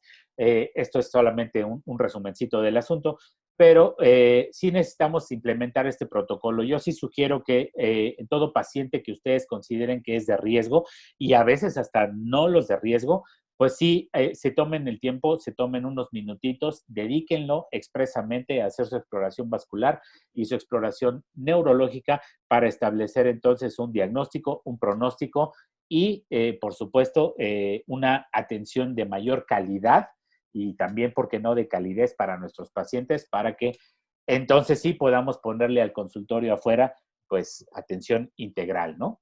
Como se debe.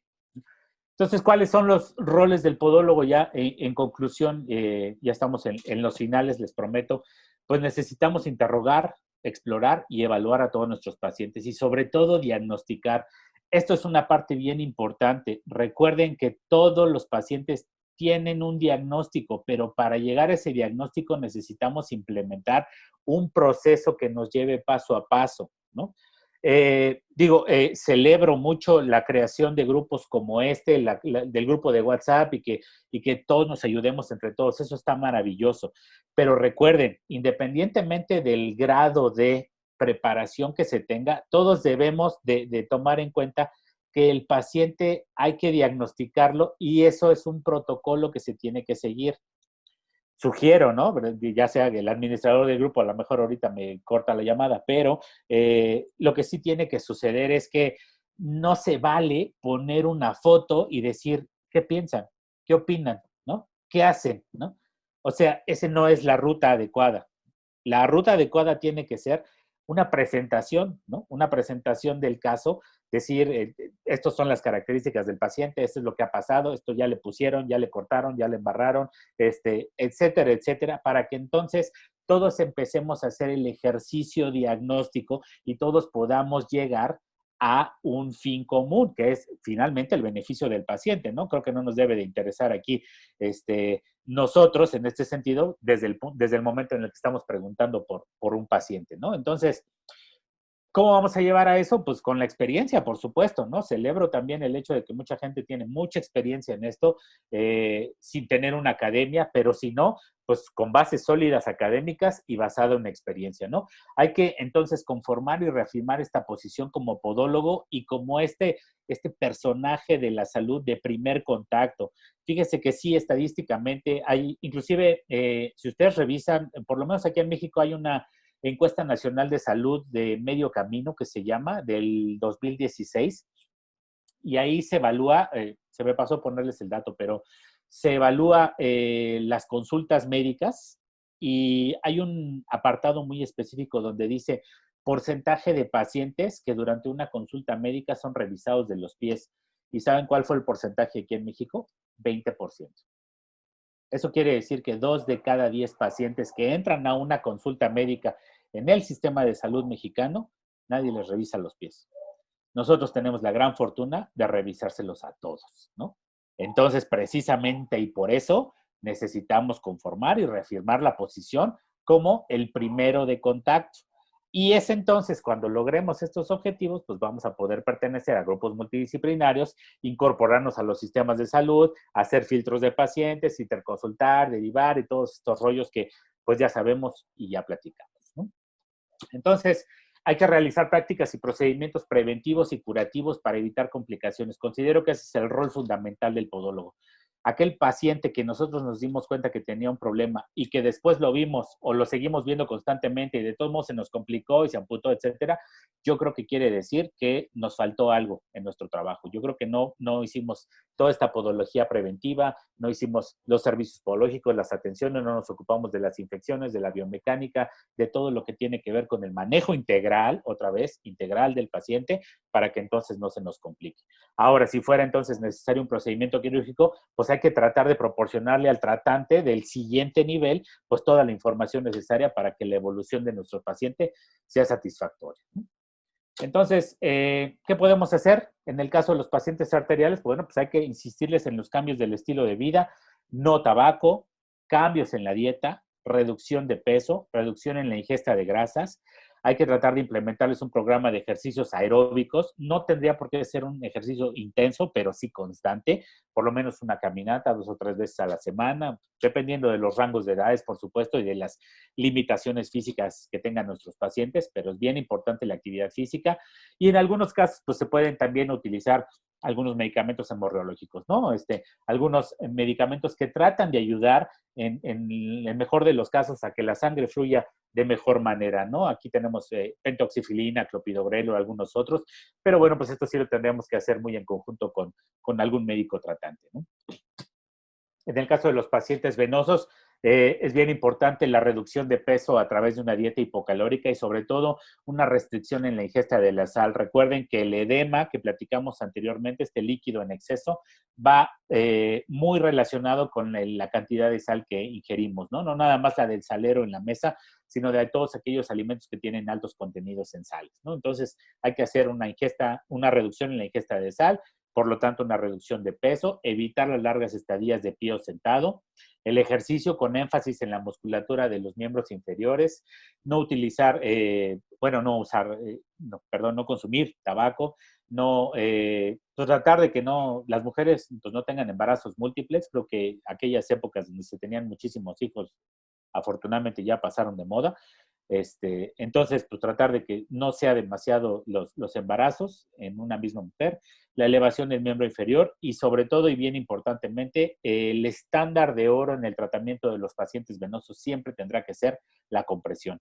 No hay manera que un paciente con insuficiencia venosa mejore si no le ponemos compresión, si no le apretamos las piernas. Eso lo que va a provocar es un aumento en la presión intravascular de las venas y por lo tanto, una mejora en el retorno venoso hacia el corazón, ¿no? Entonces, además de eso, la compresión reduce los factores de inflamación y las proteasas, es decir, unas enzimas que se dedican a destruir las proteínas, más específicamente que forman el músculo, ¿no? La actina y la miosina de los músculos. Entonces, conservamos con la compresión la fuerza muscular, la calidad del músculo y también no permitimos que se inflamen los tejidos. Mejora el retorno venoso, redistribuye la circulación a los sistemas más profundos de las piernas y reduce, por supuesto, el edema, ¿no? Hay varios niveles de compresión, es compresión graduada, tiene que ser compresión específica de acuerdo a las necesidades y a la tolerancia. Traten en ustedes mismos de utilizar, sobre todo cuando tengan esas jornadas a veces muy intensas de trabajo, utilicen un poquito de compresión, ¿no? Empiecen con las compresiones más bajas y luego las vamos aumentando conforme las vayamos tolerando. Y van a ver que van a mejorar en algunos sentidos y por supuesto que nuestros pacientes con insuficiencia venosa, pues les irá todavía mejor, ¿no? Entonces, con esto yo termino. Espero que les haya sido de utilidad, espero que les haya dejado algo bueno. Si no, pues no hay problema, no me hagan caso. Les dejo de todos modos aquí mis datos de contacto. Como ya les dije al principio, pues yo me encargo de dirigir la Escuela Podológica de México. Esto que ustedes escucharon es un resumen de parte del programa de estudios que tenemos, que es bastante más amplio. Y bueno, pues estoy a sus órdenes para cuando ustedes gusten, ya sea que en México, pues en otros países, sino pues, por medios electrónicos, ¿no? Muchas gracias a todos. Pues muchísimas gracias, doctor. Yo creo que si miramos el chat, el 80% de los comentarios son agradeciéndole por tanto conocimiento, por habernos dedicado este tiempo, y todos o recordamos o aprendimos algo el día de hoy. Es correcto. Y yo creo que usted es invitado ya fijo aquí. A ver, el tema que se le ocurre, el que quiera, el que nos quiera compartir. Vamos a tener muchos viernes en nuestra vida para platicar de temas. Y quisiera hacerle algunas preguntas, doctor, Claro. antes de abrir a que todo el que quiera preguntar lo pueda hacer. A propósito de la escuela, ¿dónde están ubicados y qué programas tienen? Si nos puede hablar un poquito, porque quizás hay algunas personas que estén interesadas en esto. Claro, nosotros estamos ubicados en la Ciudad de México. El plantel de la escuela está en la Ciudad de México.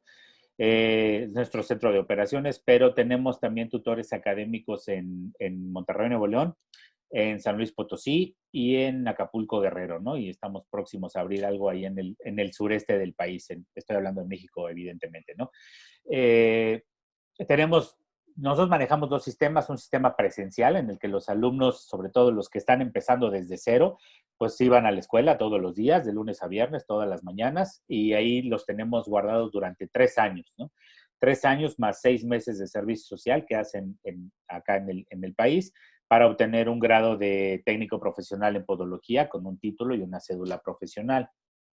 Aunado a esto, también tenemos un programa de estudios que nosotros llamamos semipresencial en línea.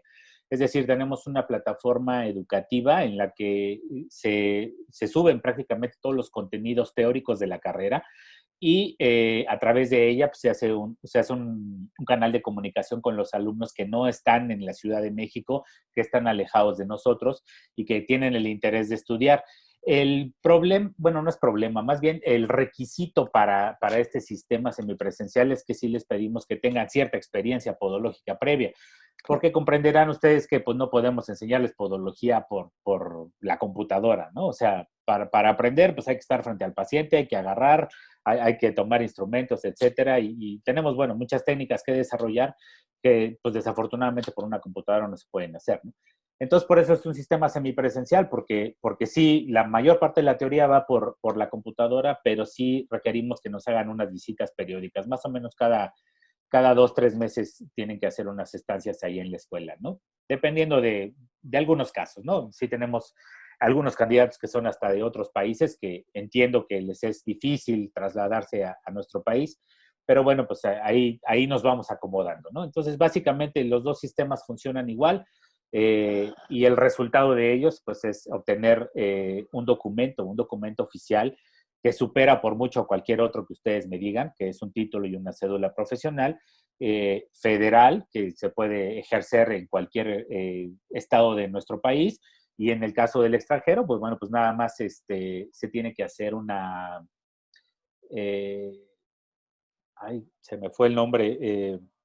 Apostillarlo, se tiene que apostillar un título y tendría la misma validez en el extranjero, ¿no? Bueno, de acuerdo a la legislación de cada uno de los países, pero bueno, pues es un documento que certifica que cursaron 3 años de una carrera, ¿no? Completa, cumpliendo con todo el programa de estudios. Ok, pues muchísimas gracias. Entonces, bueno, si alguien está interesado en hacer alguna pregunta al doctor, nada más quite el mute de su micrófono y aquí estamos.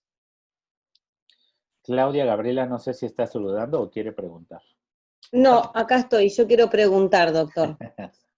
¿Cómo Dígame. le va? Buenas noches. Buenas noches. Soy de la Patagonia, Argentina. Ahí está un poco lejos. Sí, un Ok, poquito lejos. a sus órdenes. No, yo tengo una abuela que ella tiene un problema, tiene una úlcera bastante importante en lo que sería el empeine.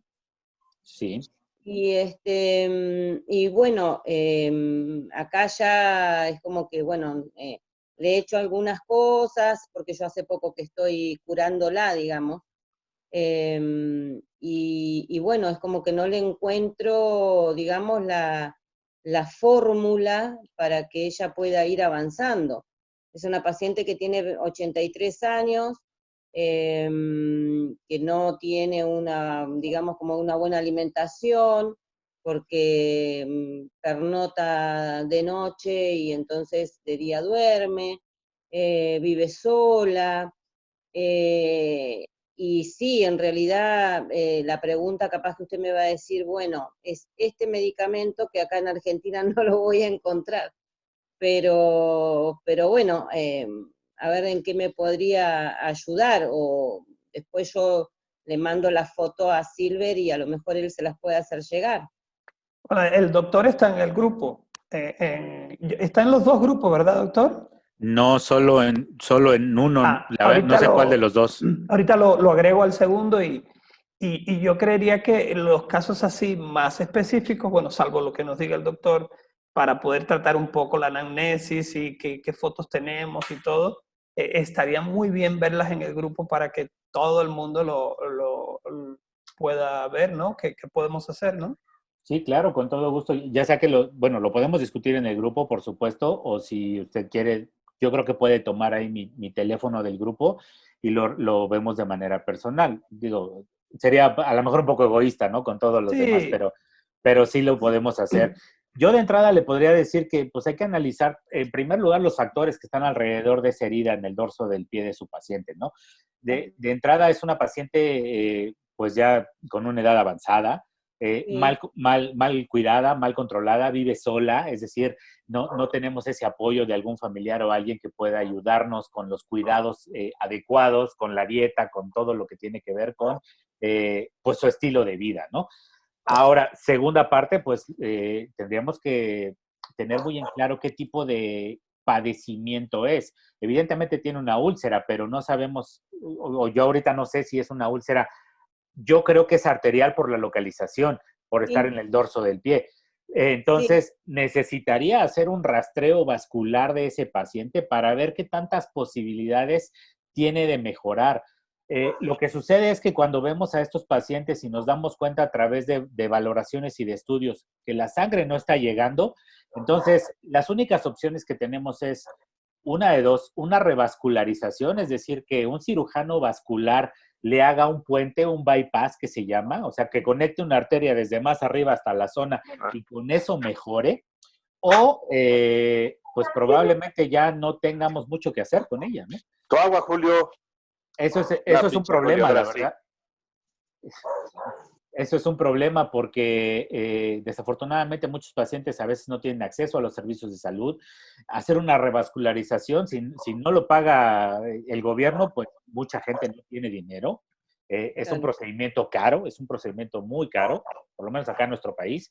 Entonces, es difícil, la verdad es que es muy complicado.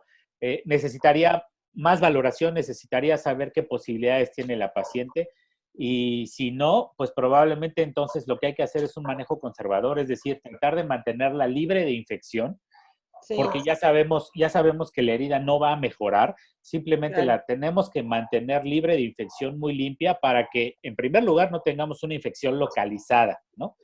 Sí, Y porque además, si eso sucede, pues si la infección aumenta, si se difunde a través de tejidos, pues ya no estamos hablando de un peligro de perder un pie, ¿no? Sino de perder la vida, porque eso se nos hace sí, sí, tal cual. sistémico, nos hace un shock séptico y el paciente se nos muere, ¿no? No, no, Entonces, sí, sí, en eso estoy y sí, porque ahora con los valores que usted dio y con la charla que usted dio, claramente es arterial porque ella dice, si yo me quedo mucho sentada, a mí me duele mucho, entonces tengo que caminar. así es.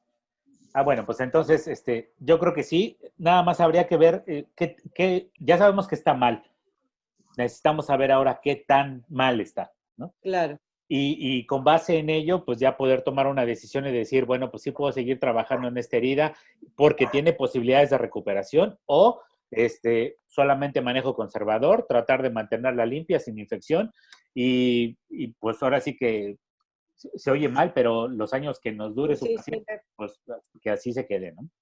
claro.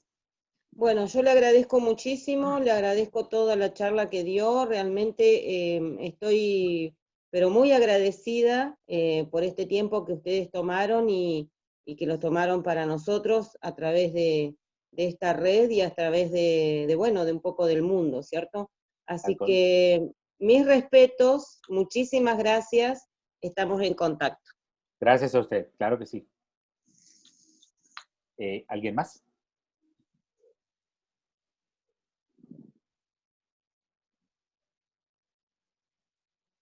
Bueno, buenas Doc, noches. Sí, sí. Hola, ¿sí me escuchan? Sí. Bueno, buenas noches. Pues aquí de Alfonso Mendoza. Igual no soy podólogo, pero pues me llama mucho, me interesa mucho el pues, este afilador tema. oficial de... Sí, Así sí, es. sí. Pero un poquito saliéndome de mi línea de trabajo, bueno, pues los felicito por este tiempo. Yo, a pesar de que no soy podólogo, pero me llama mucho la atención la línea de la salud. Muy entendible todo, la verdad, muy, muy explicado. Se nota la calidad de personas que comparten estos temas. Y digo, muy, muy sencillo, muy digerible todo. Bueno, pues, ¿qué más puedo decir? Excelente, excelente idea, Silver, excelentes ponentes, excelente ahorita el tema. Y pues nada más, pues, ahí quedaré yo al pendiente de las siguientes citas, próximo viernes, igual a las 7, ¿no? ahí checamos después, si 7, 8, ahí lo que le convenga a la mayoría.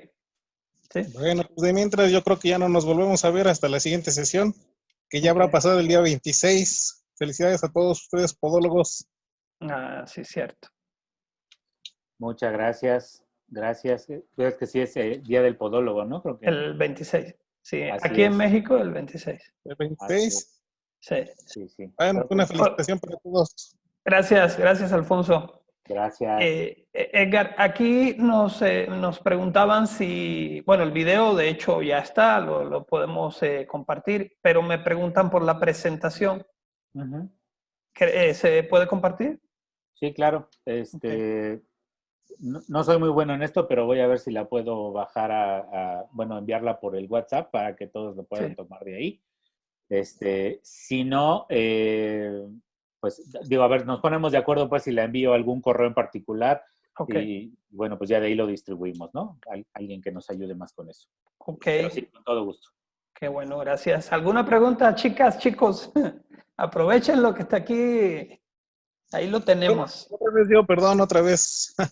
¿Qué pasó, ¿Qué Alfonso? pasó, Alfonso? Para los asuntos de edema siempre es recomendable la compresión, ¿verdad? Sí, definitivamente. Nada más que creo que uno de los errores en los que más frecuentemente se cae, inclusive por parte de especialistas, es que a todo mundo le dicen hay que utilizar medidas de compresión, pero Ujú, no les dicen cuáles ni no les dicen la intensidad de ellas, ¿no? claro. Entonces, la mayoría de los pacientes que yo he visto con enfermedad venosa y que les indican compresión, terminan aventándolas por allá porque aprietan y aprietan mucho, ¿no? Entonces, yo les diría como consejo, en marcas hay diferentes compresiones. Yo conozco marcas que tienen 3 niveles de compresión y hay otras que tienen hasta 4, ¿no? Entonces, traten de que si tienen un paciente que no está acostumbrado a la compresión, empiecen por la compresión bajita, por supuesto, ¿no?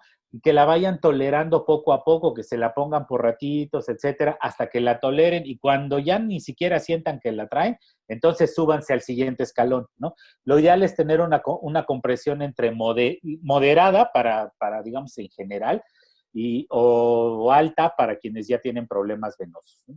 Pero Y sí, pero traten de hacerlo así de manera escalonada, porque si no, todo el mundo lo va a dejar, todo el mundo lo va a votar.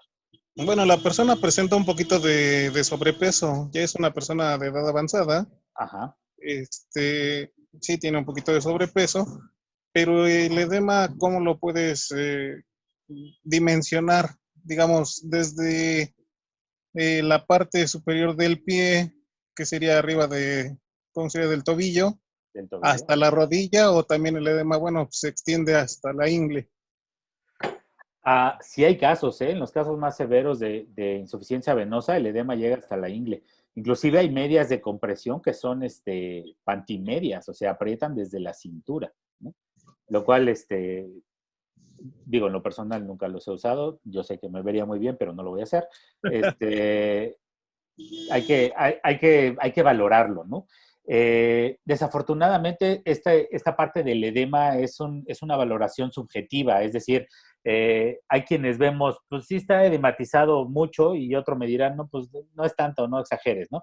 esta parte subjetiva nos dificulta mucho la estadificación del edema, pero yo lo que les podría decir es, pues va muy, muy en relación con qué tanto está creciendo la pierna y hasta qué nivel está llegando, ¿no? Digamos que el edema que se limita a los tobillos es un edema leve, es un edema que no me dice que yo tengo insuficiencia venosa, porque yo creo que, digo, a los hombres nos pasa, pero le pasa más a las mujeres. Yo creo que muchas de aquí, de las que nos están escuchando, me podrán decir, a mí sí se me han hinchado los tobillos, una que otra vez, ¿no? Sobre todo cuando me fui a caminar todo el día o cuando hacía mucho calor, etcétera, ¿no? Pero eso no quiere decir que tengan insuficiencia venosa. Cuando el edema empieza a escalar niveles y empieza ya a ocupar más allá de los límites del tobillo, la pierna o hasta la rodilla, entonces sí ya estamos hablando de un edema más generalizado del miembro inferior, que sí ya es un factor predictivo para insuficiencia venosa, ¿no? Entonces, ¿qué tanto es tantito? Pues se vuelve subjetivo, ¿no? Pero sí es importante por lo menos valorar el grado o la presencia más bien de edema para poder empezar a tomar cartas en el asunto, ¿no? No nada más la compresión, sino algunas otras de las cosas que les mencioné. Sí, bueno, alguien para poder referir así, sí, para ayudar a la disminución del edema, que bueno, pues tenga un manejo distinto al de la compresión. Tratar de disminuir de peso, dieta baja en sales, es más, si se puede sin sales, mejor, y pues algo de ejercicio, ¿no? Todo depende del grado de edema, porque en los edemas que ya son moderados o severos, aún haciendo estas medidas, pues no va a mejorar. Casi todos estos pacientes cursan con edema, y el edema tiene una predominancia diurna, es decir, en las tardes y en las noches es cuando más se presenta. Luego cambiamos de posición, cuando nos dormimos, quedamos horizontales, no sé, 8 horas, y el edema se revierte completamente, todo ese líquido se redirige hacia el abdomen y se reabsorbe. Pero entonces amanecen muy bien, con las piernas, con los tobillos relativamente normales, y conforme pasan el resto del día parados, pues es cuando se empieza uno a edematizar, ¿no? Entonces ese es justo en el momento donde sí se necesita la compresión. Si no es compresión, entonces tenemos que no fomentar el sedentarismo, pues hay que hacer algo de actividad física, y en la medida de lo posible alternar la actividad física con descansos y elevación de miembro inferior, por lo menos por arriba del nivel de la cintura. Gracias. Muchísimas gracias. Hay otras preguntas. Por ejemplo, nos están pidiendo sus datos de contacto. Yo creo que eso los tenemos allá, los podemos manejar en el grupo de WhatsApp, o aquí Sí. están en el video al final de la presentación. Sí. Hay otras preguntas que no se le conecta el micrófono. Si quieren, nos pueden dejar el texto, ¿no? Y aquí le leemos la pregunta al doctor. ¿Alguien más que quiera preguntar?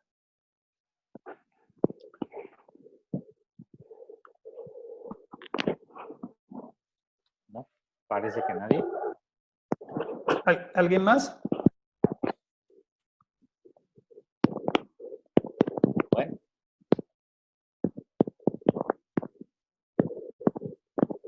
Bueno, pues... Bueno, si no, de todos modos estoy disponible en el WhatsApp. En la presentación que van a tener, pues por ahí también está mi correo electrónico al final de ella, y cualquier cosa que se les ofrezca, pues con todo gusto estoy a sus órdenes. No me quisiera despedir sin antes agradecerles la oportunidad de platicar con ustedes, ojalá y se haya quedado un poquito de información y lo haya sido de utilidad. Yo siempre digo, aprovechen lo que les sirve, y lo que no, pues bueno, pues lo hacemos a un ladito, ¿no? Pero pues el chiste es enriquecernos mutuamente. Y por último, pues cuídense mucho, porque acuérdense que todos estamos ahorita en una situación muy complicada, ¿no? Entonces, pues primero la salud, primero nosotros, y bueno, pues luego nos preocupamos. Bueno, pues muchísimas gracias. Gracias a todos por estar acá. El video lo compartimos allá en el grupo de WhatsApp. Y a veces somos un poquito enojones ahí en el grupo con las publicidades y las promociones. Pero lo ideal es tener ese espacio para preguntar, aprender, estudiar, y a vender y comprar en otros lugares. Hay muchos grupos para eso. Pero la verdad necesitábamos un espacio así para Y usar esto para conocernos, ¿eh? Necesitamos conocernos, las caras, vernos, y que poco a poco hasta una amistad surja entre cada uno de nosotros, podamos reunirnos, podamos hacer muchas cosas. Yo creo que sí, sí vale la pena. Pues gracias a todos, un abrazo muy cálido desde México para todos y cada uno de ustedes, desde Monterrey, desde la Ciudad de México, y bueno, que les llegue con mucho calor. Gracias, buenas noches. Hasta luego. Bueno, excelente noche a todos. No, pero a 2-3 clics de distancia.